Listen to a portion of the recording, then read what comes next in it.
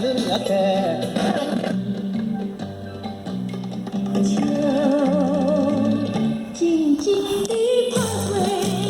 รูปซ้ายขวาบนครับ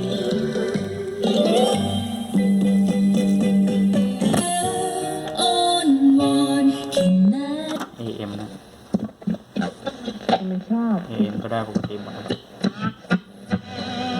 เอาไว้มา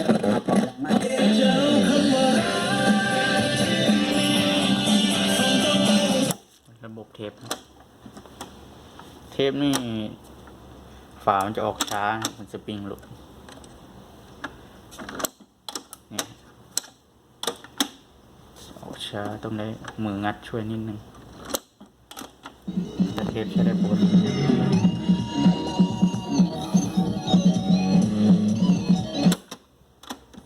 พอหน้าตัวหลังปกตินะ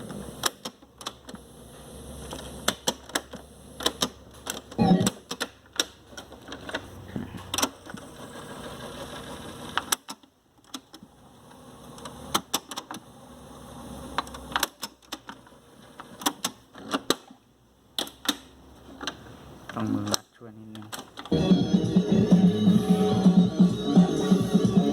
LR จะได้ปกติ EQ ปรับได้หมดนะครับเบส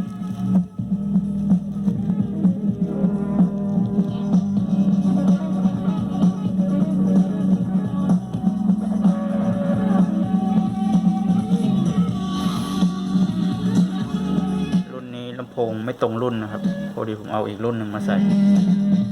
มันจะสูงเหมือนกันนิดนึง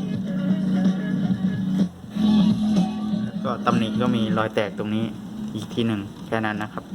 แล้วก็ด้านหลังพ่นเป็นสีทอง